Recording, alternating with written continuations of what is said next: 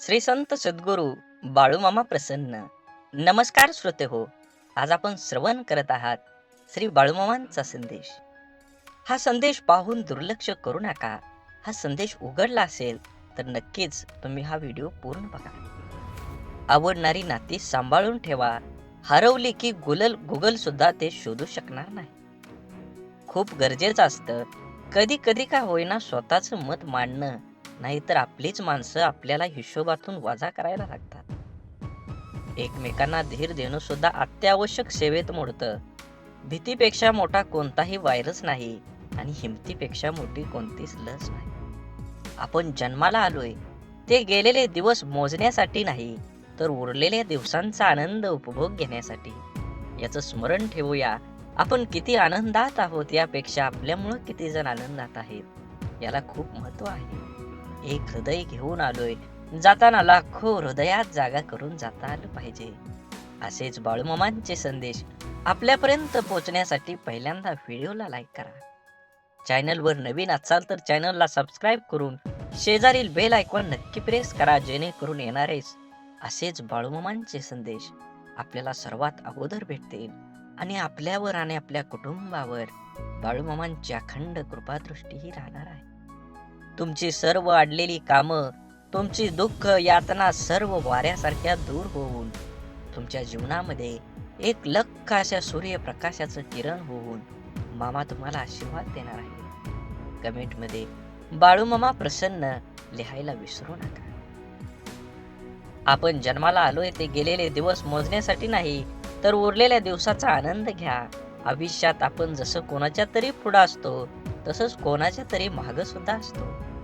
म्हणून दुसऱ्याची ईर्ष्या किंवा तुलना करण्यात आपला किमती वेळ वाया घालवू नका. ज्याला आपला वर्तमान काळ चांगला वापरता येतो, तो भविष्यातील भविष्य बघत नाही. जीवनामध्ये कर्म करत असताना बुद्धीला सुविचारांचे अंकुश असते, तर देहाकडून करणारी कर्म ही उत्तमच असतात. अडचणी कितीही येऊ द्या, प्रारब्धाच्या पुढे कोणीही जाऊ शकत नाही. वादळात दिवा लावायचं स्वप्न बाळगा, नियती मदत केल्याशिवाय राहणार नाही. सुखी समाधानी आनंदी जीवन कसे जगावे? आपल्या जीवनामध्ये सामंजस्य व सहकार्याची भावना हे माणुसकीचे एक रूप आहे. शिवाय माणुसकी जपणूक केल्यामुळेच आपण इतर प्राण्यांपेक्षा वेगळे ठरतो. पण आपण कधी कधी पुढे जाण्याच्या स्पर्धेचा धोका, कपट, देखाव्याचा आसरा घेतो. खरं तर हे सर्व काही आपण आपल्या आनंदासाठी करत असतो.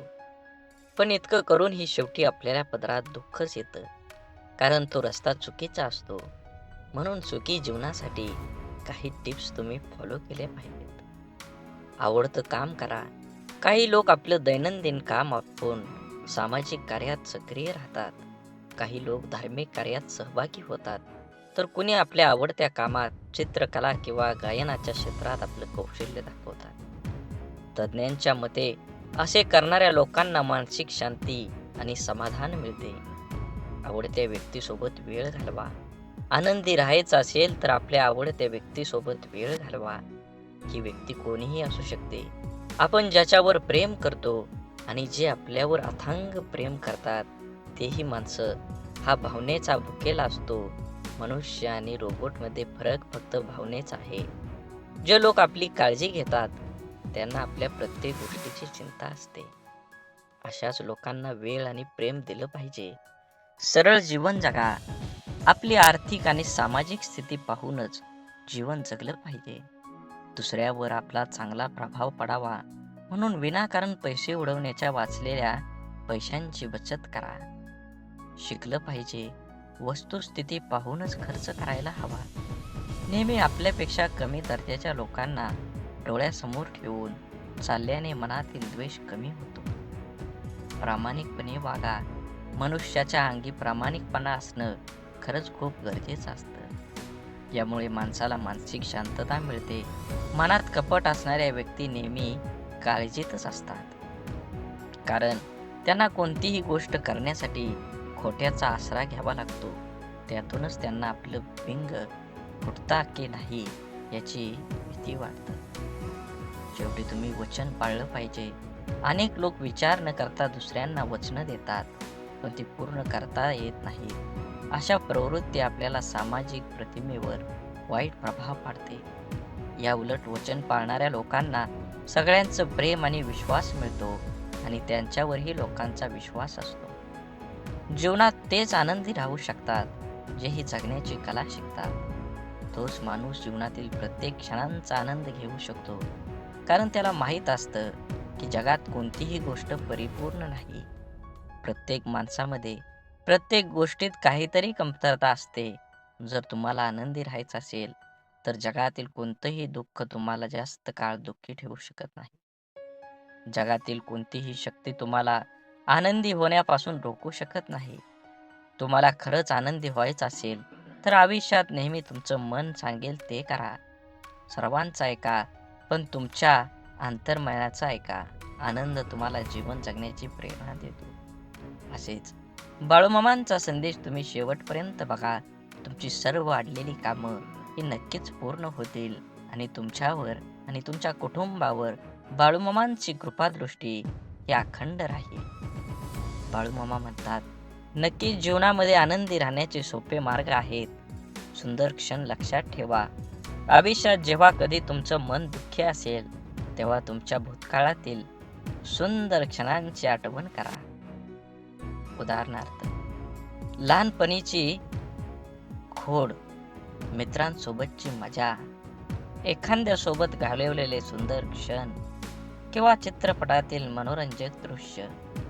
लक्षात ठेवा, तुमच्या उदास चेहऱ्यावर आपोआप हसू येईल. कोणाकडून ही अपेक्षा ठेवू नका. आयुष्यात नेहमी आनंदी राहायचं असेल तर इतरांकडून अपेक्षा करणं सोडून द्या, कारण प्रत्येक वेळी प्रत्येक जण तुमच्या अपेक्षा पूर्ण करू शकत नाही.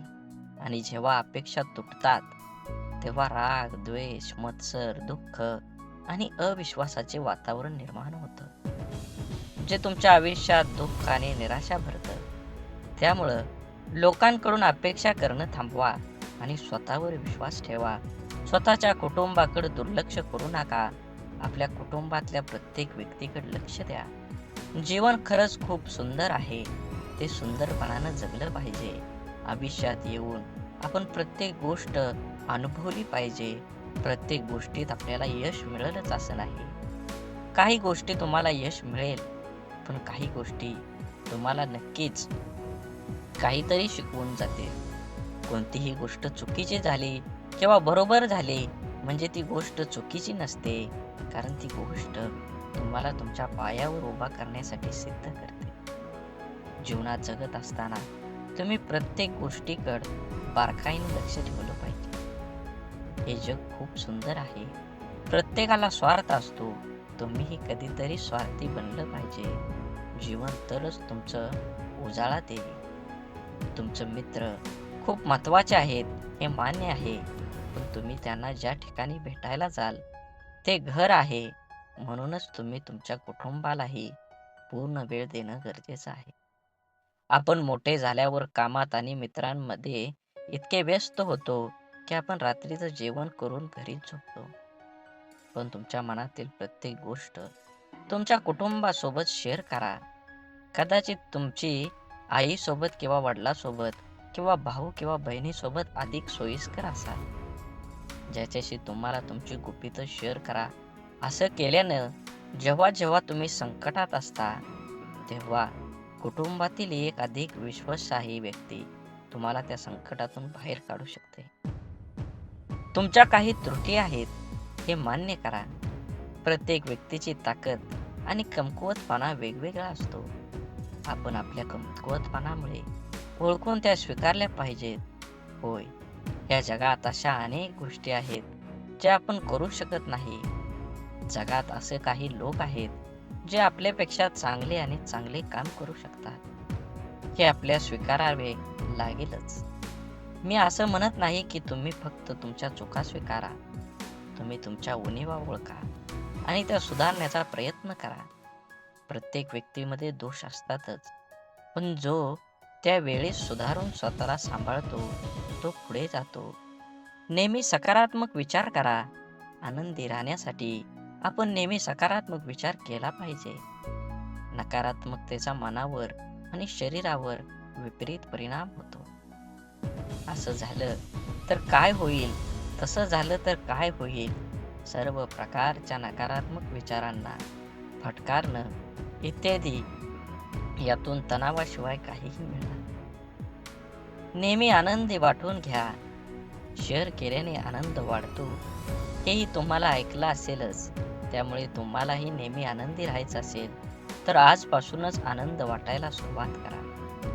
लोकांना त्यांचं जीवन आनंदाच्या रंगाने भरण्यास मदत करा. यामुळे तुम्हाला आतून आनंद मिळेल. त्यासोबतच तुम्हाला लोकांचा आशीर्वाद आणि देवाचा आशीर्वादही मिळेल. लक्षात ठेवा, तुम्ही जगाला जे काही देता त्याच्या दुप्पट परतावा मिळेल. जीवन आनंदी होण्यासाठी आवश्यक असलेले अनेक गोष्टी मी करीन.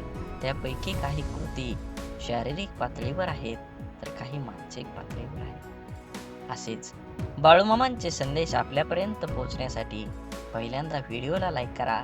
चॅनलवर नवीन असाल तर चॅनलला सबस्क्राईब करून शेजारील बेल आयकॉन नक्की प्रेस करा, जेणेकरून येणारे असेच बाळूमामांचे संदेश आपल्यापर्यंत लवकर पोहोचतील आणि तुमच्यावर आणि तुमच्या कुटुंबावर बाळूमामांची अथांग अशी कृपादृष्टी राहील.